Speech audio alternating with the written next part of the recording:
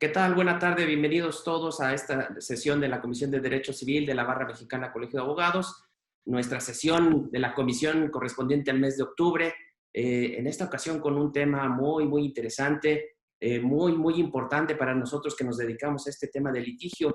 Sabemos que finalmente todas nuestras controversias terminan en juzgados federales de alguna u otra manera. Entonces, en esta ocasión vamos a abordar un tema muy interesante para nosotros los postulantes litigantes, que es el principio de definitividad como presupuesto para la admisión del juicio de amparo. Y casos en los que no es necesario agotar ese principio de definitividad. Y para platicarnos de este tema tenemos al magistrado Fernando Rangel, a quien le agradecemos su presencia en esta comisión en la que siempre ha participado. Fer, muchas gracias por aceptar nuevamente aquí las invitaciones de la comisión. Sabemos que si alguien sabe de estos temas, eres precisamente tú. Me sorprende siempre que pareces una biblioteca de los criterios, te sabes, creo que de los de la quinta época a la décima, entonces es un tema bien interesante. Me sorprende la capacidad que tienes para tener aglutinado ahí todo ese conocimiento. Muchas gracias, estimado Caín. Bienvenido, mi estimado Fer, a esta sesión. Y para iniciar y entrar de fondo ya a la sesión, solo voy a leer una breve currícula de nuestro ponente para que sepan quién nos está platicando el día de hoy. Muy bien, entonces les comento. El magistrado Fernando Rangel Ramírez es egresado de la Universidad Nacional Autónoma de México, es especialista en Administración de Justicia en Juzgados de Distrito por el Instituto de la Judicatura Federal, es maestro en Derecho de Amparo por la Universidad Tepantlato, fue doctor en Derecho por la Universidad Ius Semper, juez de distrito de julio de 2002 a octubre de 2011, magistrado de circuito desde noviembre de 2011, adscrito actualmente al 11º Tribunal Colegiado en Materia Civil del Primer Circuito, coordinador de tribunales colegiados en materia civil del Primer Circuito desde 2015 a la fecha. Es miembro de la Asociación Nacional de Magistrados de Circuito y Jueces de Distrito del Poder Judicial de la Federación, AC, en donde en la actualidad se desempeña como director de finanzas, por lo que hace la tercera región que comprende a la Ciudad de México. Es miembro de la Asociación Nacional de Doctores en Derecho, fue miembro del Comité Académico del Instituto de la Judicatura Federal de febrero de 2010 a febrero de 2014. En noviembre de 2015 recibió la presea Tepantlato al mérito jurídico. Es docente en el Instituto de la Judicatura Federal, el Tribunal Federal Electoral, las universidades Ius Semper, Tepantlato, INADEG, entre otras. Mi estimado Fernando, muchas gracias por tu participación. Te cedo el uso de la voz para que nos platiques de este tema que al foro nos interesa mucho, el principio de definitividad como requisito de procedencia para el juicio de amparo y los casos en los que el particular no está obligado a agotarlo. Muchas gracias, Fernando, por estar aquí con nosotros. Muchas gracias, estimado Caín. Muchas gracias a la comisión siempre por estas invitaciones, por la confianza que siempre han depositado en este servidor. Y efectivamente se trata de un tema muy interesante y para poder empezar a platicar de él, pues tenemos que entender de entrada qué es el juicio de amparo. El juicio de amparo es un medio de defensa extraordinario y es extraordinario porque su jurisdicción y su regulación se encuentra directamente en la Constitución Federal y en una ley reglamentaria de los artículos 103 y 107 constitucionales. Por esa circunstancia, el juicio de amparo no es un recurso de legalidad, no es una tercera instancia ordinaria, sino que corresponde precisamente a un juicio extraordinario y es un juicio porque se ejerce a través del ejercicio de una acción y se presenta a través de una demanda de la que deberá conocer precisamente un tribunal judicial. En este caso, el juicio de amparo, como medio extraordinario, requiere, tiene su sustento en el agravio que un acto de autoridad puede producir en la esfera jurídica del gobernado. Este gobernado, ordinariamente, y en términos del artículo 25 de la Convención Americana sobre Derechos Humanos, debe de contar en el estado, en este caso en México, en donde se comete esta afectación a sus derechos fundamentales, con un recurso. Solo que el artículo 25 de la Convención Americana no distingue la fuente de ese recurso, esto es, no distingue si el recurso debe de ser ordinario o extraordinario, sino lo que establece es que debe de contar con un recurso idóneo y eficaz para restituirlo en el goce del derecho que se estima violado. En esta circunstancia, en materia jurisdiccional, ordinariamente, el legislador contempla la existencia de algunos mecanismos de defensa, tales como recursos o algunos incidentes de nulidad o algunos otros instrumentos que tienen la capacidad de revocar o anular el acto que está incidiendo en la esfera jurídica del gobernado.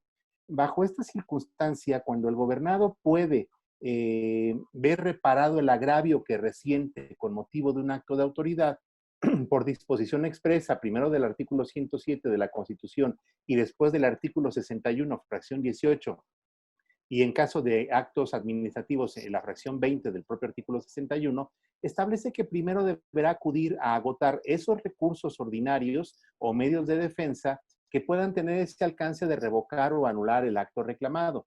Si el gobernado no acude a esas instancias ordinarias de defensa, entonces se actualiza no solo la improcedencia del amparo, sino que la improcedencia del amparo tiene como sustento un consentimiento del quejoso, porque pudiendo mitigar el agravio que resiente a través de ese mecanismo ordinario, no lo hace, entonces quiere decir que está renunciando al ejercicio de ese derecho y por tanto el amparo no será procedente. Sin embargo, las características esenciales que debe satisfacer este recurso precisamente ya han sido definidas por la Suprema Corte de Justicia. Y esas características que debe de revestir el recurso o medio de defensa ordinario para que sea obligatorio para el quejoso acudir previo a él, antes de acudir al amparo, es precisamente que el recurso satisfaga dos requisitos fundamentales, que es que sea idóneo y que sea eficaz. Estamos precisamente en una materia jurisdiccional, el amparo civil es eminentemente jurisdiccional, y por esa razón nosotros vemos que hasta antes de la instauración de los juicios orales, pues ordinariamente las legislaciones procesales preveían los recursos. Estos recursos estaban condicionados inicialmente a un monto de una cuantía específica o a que el legislador específicamente de algún procedimiento estableciera que no era conducente la procedencia de algún recurso. No debe confundirse los recursos con los mecanismos de defensa, con los medios ordinarios de defensa. Los recursos, su fuente son resoluciones emitidas por los juzgadores, porque a través de ellas se recurren las resoluciones judiciales a fin que ya sea en un recurso horizontal o en un recurso de alzada, en este caso vertical, se pueda modificar o revocar esa resolución que se está impugnando. En tanto que los mecanismos de defensa, los diversos mecanismos de defensa, los más comunes son los famosos incidentes de nulidad. Lo que se impugna en todo caso son actuaciones jurisdiccionales de otra índole porque no cumplan los requisitos esenciales que la legislación contempla para su validez o porque se lleven a cabo con infracción a alguno de estos requisitos o bien porque en su realización se haya dejado indefenso a alguna de las partes. En este sentido, estos mecanismos de defensa serán obligatorios agotarlos en el amparo en materia civil cuando satisfagan esos dos requisitos. Y al respecto me voy a referir algún ejemplo previsto precisamente en la jurisprudencia de la Corte. Cuando en materia de controversia de arrendamiento inmobiliario, que fue de los pioneros en donde se reguló la famosa apelación preventiva, ahí se estableció precisamente el hecho de que aquellas resoluciones que se dictaran en el curso del procedimiento, cuando se impugnaran a través del recurso de apelación, pues en realidad el gobernado solamente anunciaba su intención, bueno, manifestaba su inconformidad con esa determinación a través de la interposición o del anuncio de un recurso de apelación. Pero en ese momento ni expresa agravios y tampoco se le va a dar recurso al recurso de apelación. Nada más se ejerce ese derecho de anunciar la inconformidad en el plazo previsto en la legislación procesal para que una vez que se dicte la sentencia definitiva, se continúe con este recurso. ¿Cómo? Bueno, pues además de apelar la sentencia definitiva y expresar los agravios conducentes en contra de ese fallo, también se tendrá que expresar por separado los agravios en contra de esas resoluciones intermedias que se fue anunciando la inconformidad en el curso del procedimiento. ¿Esto qué implica? Que esos actos procesales quedan, aunque están subyúdices por virtud del recurso de apelación, lo cierto es que no se le va a dar trámite al recurso y mucho menos se va a resolver. La resolución se lleva en un momento posterior a que incluso la ejecución de esa determinación procesal se lleve a cabo. Esto representó serios conflictos precisamente en el caso de la apelación que se interponía contra la admisión de pruebas, en este caso alguna pericial contable, o también en los supuestos en materia familiar donde se ordenaba el desahogo de pruebas periciales en ADN, en las investigaciones de paternidad o desconocimiento de paternidad. ¿Esto qué implicaba? Bueno, que cuando el recurso de apelación se resolviera para determinar si se debía confirmar, revocar o modificar la admisión de esa prueba, pues evidentemente esto ya se llevaba a cabo en un momento procesal que presumía que esa prueba ya se había desahogado, ya se había llevado a cabo en la investigación sobre la contabilidad del gobernado o bien sobre su ADN. En ese sentido, la Suprema Corte de Justicia estableció, bueno, aquí aunque es procedente el recurso de apelación y el recurso de apelación es idóneo, y entonces vamos a definir las características de idoneidad y eficacia. Por recurso idóneo debe de entenderse aquel que tiene la capacidad de que al resolverse pueda revocar, modificar o anular la resolución que se está impugnando. Esa debe tener esa capacidad para que sea idóneo. Pero en cuanto al requisito de eficacia, esto ha sido definido atento a las circunstancias de cada caso concreto o a las consecuencias que produzca la resolución que se está impugnando. En este sentido, en el caso de la apelación contra la admisión de una pericial contable, la Corte concluyó, bueno, es un recurso idóneo, porque al resolverse ese recurso de apelación, sí puede tener el alcance precisamente de revocar o anular o modificar esta resolución. Esto es, que la admisión de la prueba pueda revocarse y eliminar esa prueba del cúmulo probatorio que deba examinarse en la sentencia. Sin embargo, esto solamente incidiría en cuanto a la no valoración de la prueba, pero nada le quitaría al gobernado el hecho de que una persona extraña a su contabilidad ya hubiera hurgado en ella y se hubiera puesto al descubierto. En ese sentido, la forma en que se tramita este recurso no garantizaba la eficacia del mecanismo de defensa, precisamente porque permitía primero la ejecución de la resolución para después examinar su legalidad, cuando evidentemente pues, esta circunstancia de manera fáctica ya no satisfacía los derechos del gobernado. Bajo esta circunstancia, la Corte estimó que en estos casos el recurso de apelación, aunque idóneo, no satisface el requisito de eficacia y por tanto, más que establecer una excepción al principio de definitividad, la Corte lo que le da al gobernado es una alternativa.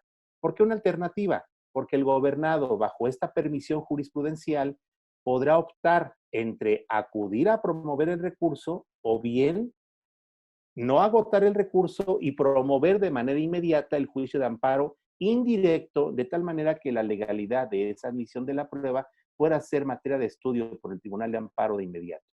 Sin embargo, insisto, como esto no es una excepción al principio de definitividad, el gobernado deberá de valorar en cada caso concreto cuál es el mecanismo de defensa que estima más idóneo. ¿Por qué?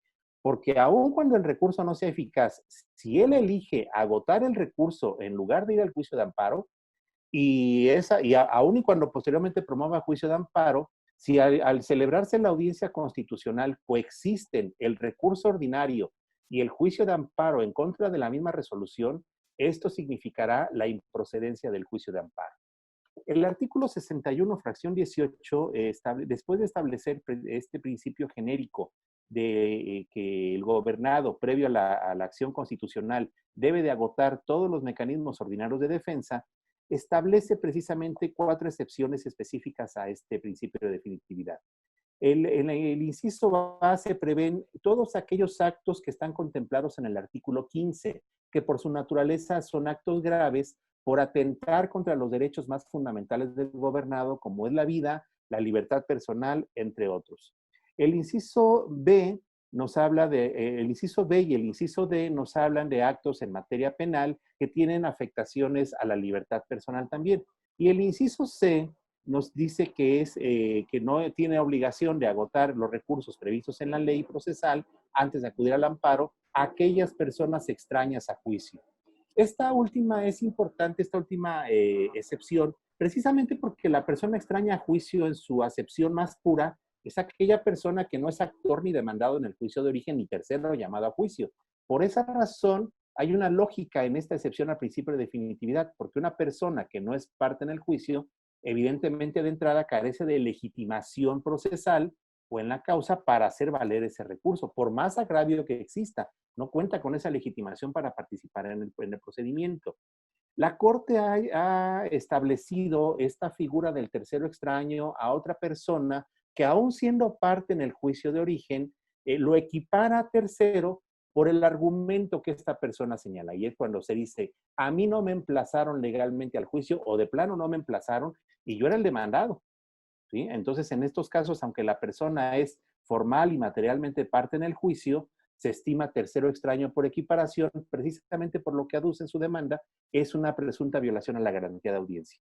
Pero aquí vamos a entender entonces para que opere aquí esta excepción al principio de definitividad en términos del inciso C de la fracción 18 del artículo 61 de la Ley de Amparo, ¿cuándo se adquiere el estatus de persona extraña a juicio? Y recordemos que en términos de la legislación procesal, el emplazamiento tiene, entre otras consecuencias, el obligar a la persona o vincularlo a que comparezca ante el juez de origen a contestar la demanda. Y además, el solo emplazamiento otorga al quejoso, no solo al gobernado, al demandado, la facultad de ejercer todos los derechos que la legislación procesal le dé, sino además y adquiere también la obligación de ejercer las cargas procesales previstas en la legislación procesal bajo pena de preclusión de estos derechos y de estas obligaciones con las consecuencias inherentes en cada caso. De esta manera, es curiosa la historia de la jurisprudencia de la Corte tratándose del amparo promovido por personas que se asumen extrañas al juicio cuando lo que alegan precisamente es que no fueron legalmente emplazadas. Y en ese sentido, lo que la Corte siempre ha sido puntual en establecer es que para que el amparo proceda contra el emplazamiento al juicio, es requisito indispensable que el juicio haya concluido con sentencia definitiva, ¿sí? ¿Por qué razón es esto? Quiere decir que si una persona se entera del juicio entablado en su contra y por ende de que en apariencia no fue legalmente emplazado, cuando el juicio aún no concluye, esta persona no podrá considerarse tercera extraña a juicio, aun cuando alegue un presunto ilegal emplazamiento, porque si el juicio no ha concluido, bueno, evidentemente para ese momento procesal, quizá ya le precluyó el derecho para contestar la demanda, para ofrecer pruebas y quizá hasta para alegar. Sin embargo, la legislación procesal provee de un mecanismo de defensa que resulta idóneo y eficaz para poder reparar el agravio que resiente esta persona, como es el incidente de nulidad de actuaciones, en donde podrá impugnar precisamente el emplazamiento a juicio. ¿Por qué decimos que este incidente de nulidad es un mecanismo idóneo y eficaz que, por tanto, obliga a este quejoso a promoverlo antes de promover el juicio de amparo?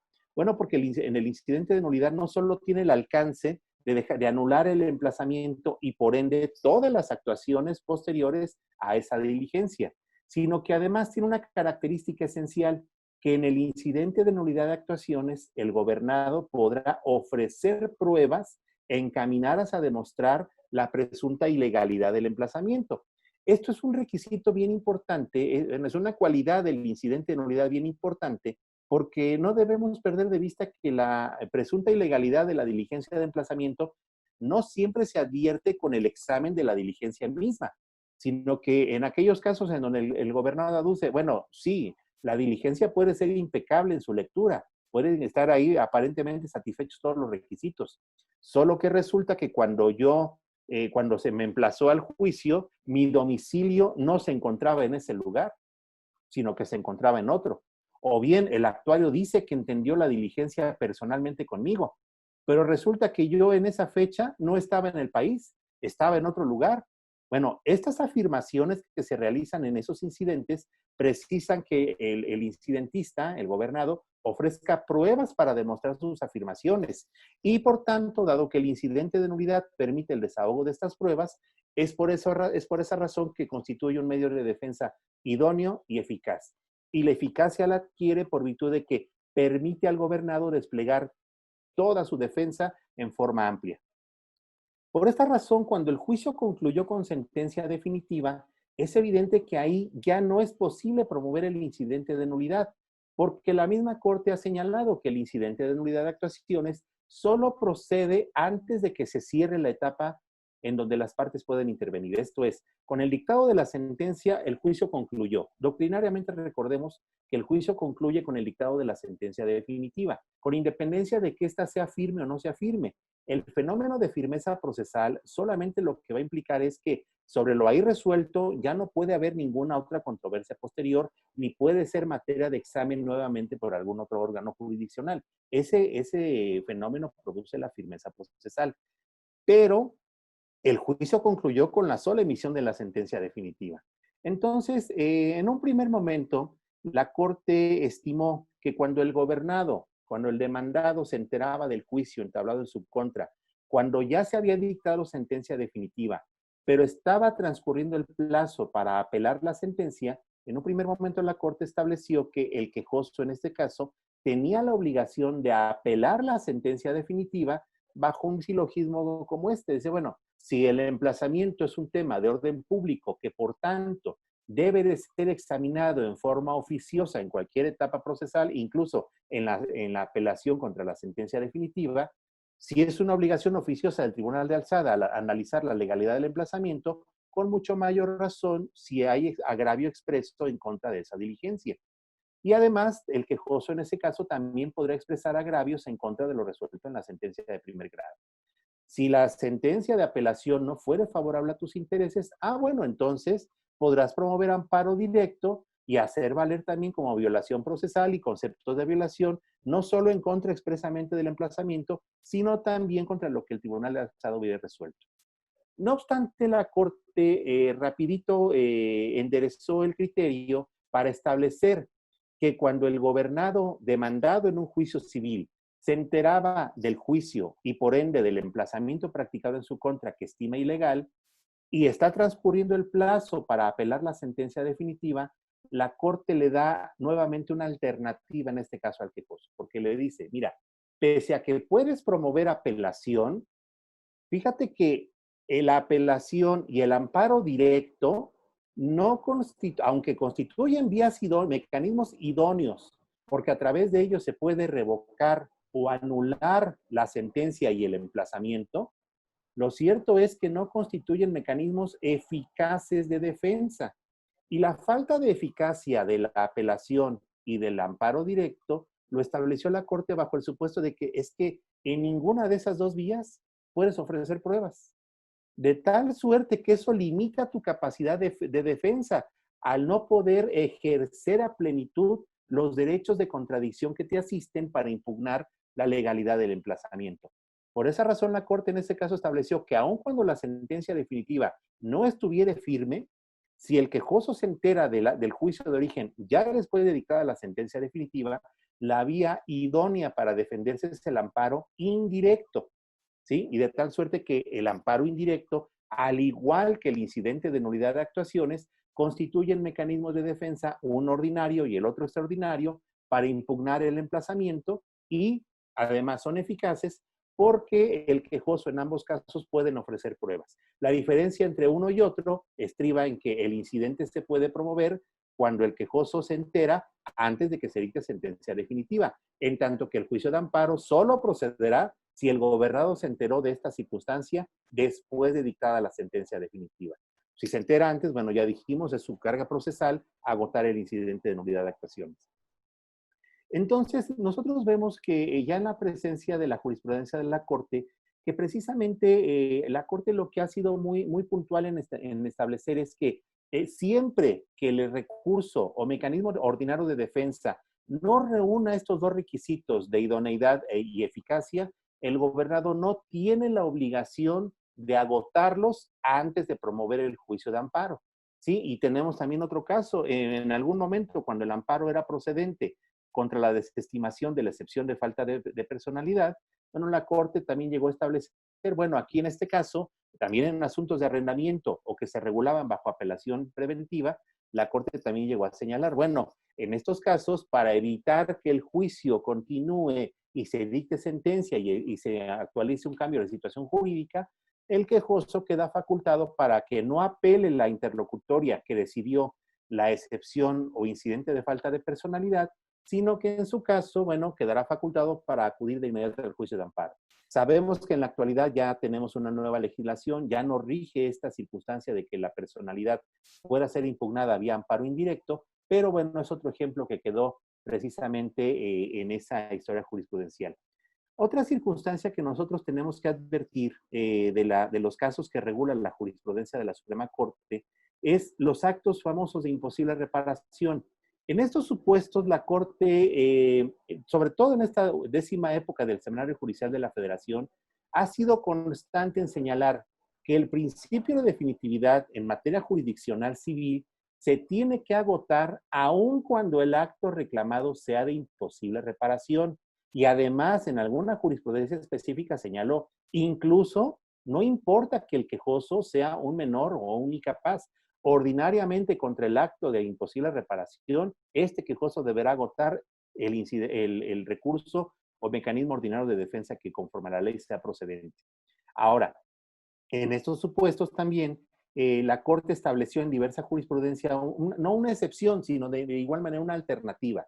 Y la Corte señaló, cuando el acto reclamado sea de imposible reparación y el quejoso sea un menor o una persona incapaz, y además el recurso que proceda en contra de esta determinación con su sola interposición no suspenda la ejecución de esa resolución, entonces el gobernado, en este caso el menor o el incapaz, quedará facultado para promover de inmediato el juicio de amparo indirecto sin necesidad de promover previamente el recurso que corresponda. Aquí la Corte emplea una fórmula muy parecida a los principios que están previstos en la fracción 20 del artículo 61, que regula el principio de definitividad tratándose de actos en materia administrativa. ¿Por qué razón? Porque la Corte se percata, bueno, es que enfrente tengo un sujeto vulnerable, a un sujeto que además, conforme al artículo 79 de la propia ley de amparo, es beneficiario de la suplencia de la deficiencia de la queja. Por esa circunstancia, o sea, tengo que regular condiciones particulares para que estas personas no queden en estado de indefensión, porque además sobre de ellos subsiste una protección que es de orden público. Están dotadas de un interés especial, de un interés superior, sobre todo tratándose de menores de edad, y los incapaces, porque evidentemente son personas que no se pueden ordinariamente defender a sí mismos. En esas condiciones la Corte establece esta posibilidad, nuevamente no una excepción, sino una alternativa. Aquí el gobernado, que es menor de edad o es incapaz, frente a un acto de imposible reparación, aunque ordinariamente está vinculado a impugnarlo a través de los mecanismos ordinarios de defensa, cuando estos mecanismos no suspendan la ejecución de estos actos, tendrán entonces la posibilidad de acudir de inmediato al juicio de amparo. Entonces vamos viendo cómo la jurisprudencia de la Corte, en forma armónica con la naturaleza del juicio de amparo, va estableciendo la forma en que este principio se debe de ejercer. Muchos en el foro, en el litigio, argumentan que este principio de definitividad violenta el principio, el derecho fundamental de acceso a la justicia. Sin embargo, no debemos perder de vista que incluso el sistema interamericano de protección de derechos humanos funciona bajo el mismo principio. Para que nosotros podamos acudir a la Comisión Interamericana y ésta acepte el caso para ser enviado a la Corte Interamericana, pues es requisito indispensable previsto en la propia Convención Americana sobre Derechos Humanos de que el gobernado haya agotado todos los mecanismos de defensa previstos en la legislación nacional. Bueno, el amparo funciona bajo los mismos principios. Al ser un mecanismo de defensa de tipo extraordinario, es evidente que la llave que le da acceso a la justicia constitucional la da el agravio que se resienta derivado de un acto de autoridad y que frente al mecanismo, frente al ordenamiento procesal, ordinario, el gobernado ya no tenga ningún mecanismo de defensa. Entonces, cuando estos requisitos están satisfechos, que se persista el agravio y que el gobernado, frente al acto de autoridad, ya no cuente con ningún mecanismo ordinario de defensa, es cuando podrá acudir al juicio de amparo. ¿Por qué razón? Porque la justicia constitucional solo puede aperturarse cuando subsistan estos dos principios. ¿Sí? Quiere decir que siempre que exista un mecanismo de defensa que pueda eliminar el agravio que resiente el quejoso, pues evidentemente el gobernador tendrá la carga procesal de acudir previamente a ese principio. Y vamos viendo entonces cómo la Corte a lo largo de la evolución de la jurisprudencia va dotando al gobernado quizá de algunos casos concretos en donde hay excepción a este principio o alternativas para no acudir necesariamente a los recursos, establecen algunos otros en jurisprudencia temática, establece precisamente los principios que se deben de satisfacer para que el gobernado quede exento de eso, de la interposición de esos recursos.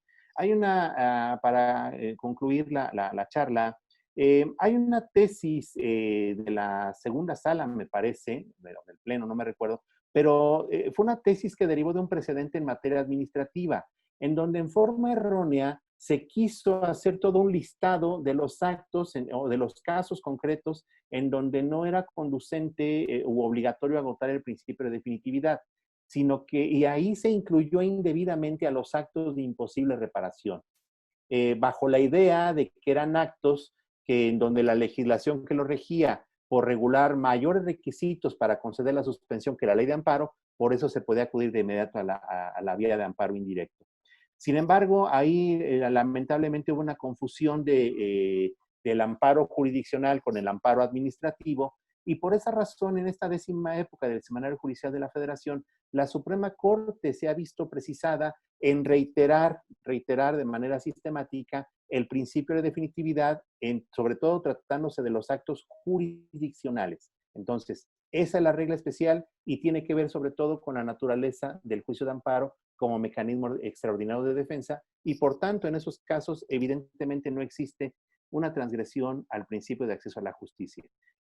No sé si tengas alguna inquietud o alguna situación que estimes que deba yo abundar, y con todo gusto lo podemos hacer. Muy bien, Fer. Oye, pues muy completa tu exposición de manera concisa y ahora sí que al toro, a lo que vamos, ¿no? Muy bien, Fer. Muy bien. Fíjate que un tema interesante en el que, que tocaste y que era una pregunta que tenía que realizarte. El principio de definitividad con relación a las convenciones internacionales no se ve trastocada. ¿Es correcto, Fer? Abúndanos un poquito más en eso. Es decir, también en la legislación internacional se requiere que se agoten los recursos ordinarios para que se pueda tener acceso a este tipo por ejemplo, el juicio de amparo, ¿no? Es decir, eh, en, con la reforma a la ley de amparo, protección de derechos humanos, ese principio de definitividad realmente no se vio afectada, considerando las convenciones internacionales que suscribió nuestro país. ¿Es correcto, Fer?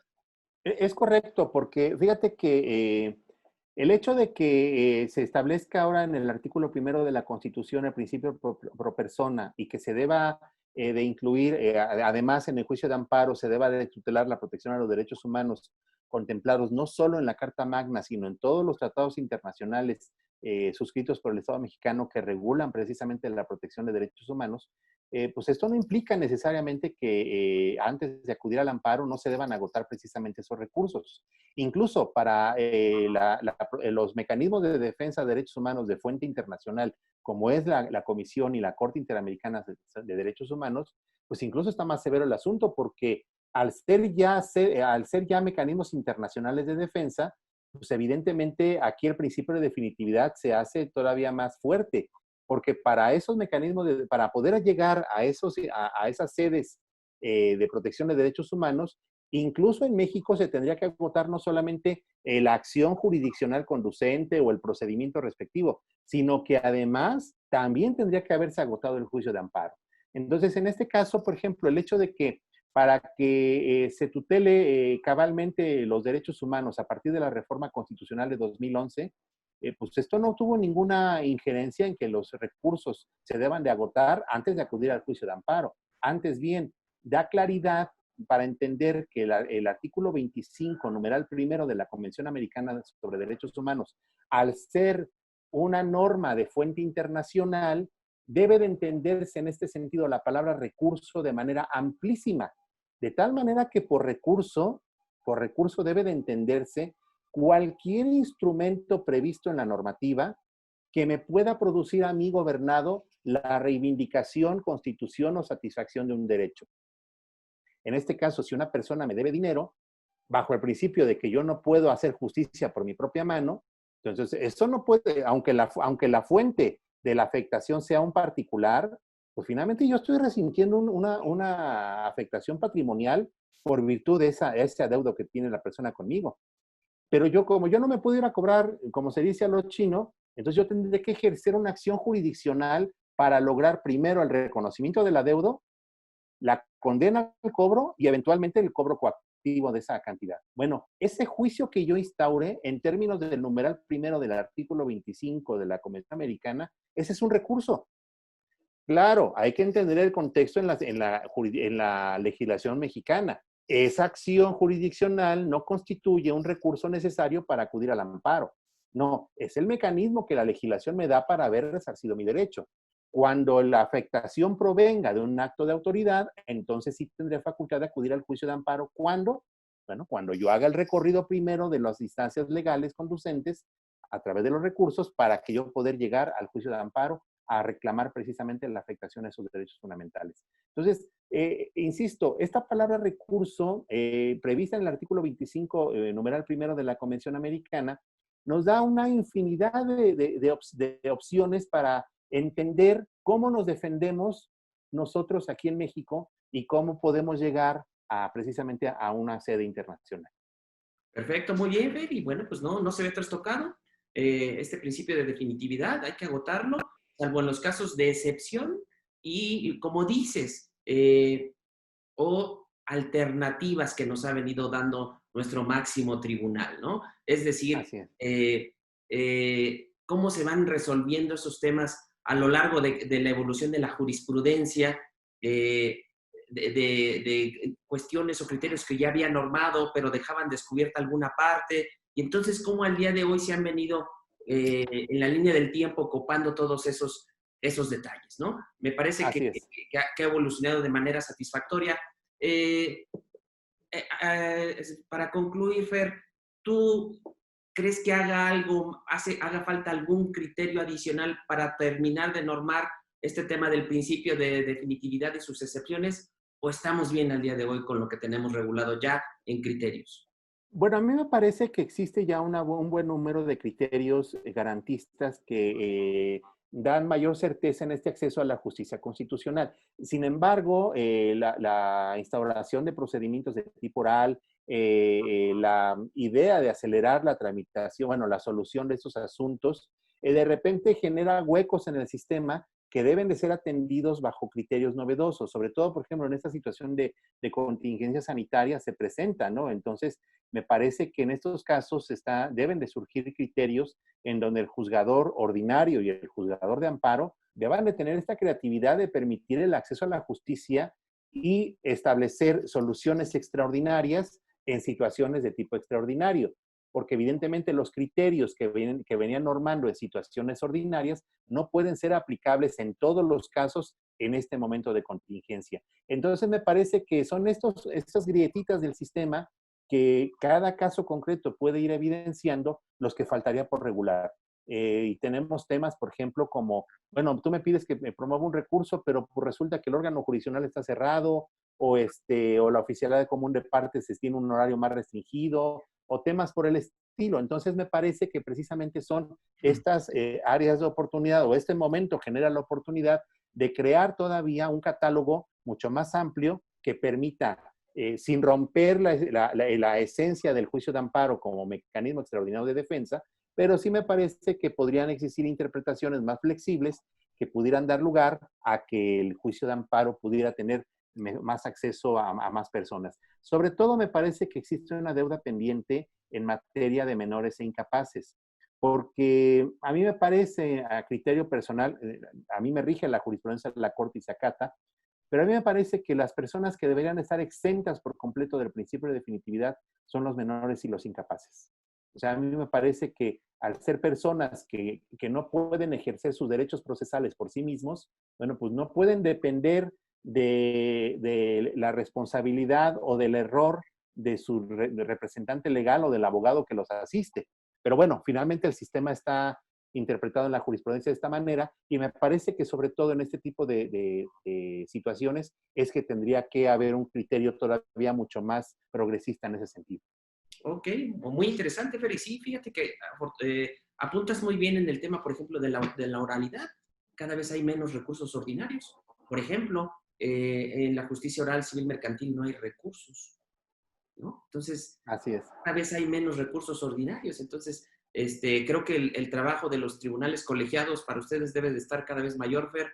No sé cómo estén por ahí los números, pero al momento en que no tenemos esa segunda instancia, al menos en toda la oralidad, todo es directo, amparo directo, ¿no? En automático, ¿no? Pero es Entonces, amparo directo, así es. Y ya no entonces, llegan tan depurados los procedimientos. es correcto. Sí, porque la sala, como quiera, ya hizo algún estudio, puede ser que algunos ahí se terminen, pero aquí en automático va directo a tribunal colegiado. Entonces, supongo que eso ha incrementado la carga para ustedes, al menos ante la falta de esos recursos ordinarios, al menos en la oralidad, ¿no? Así es correcto.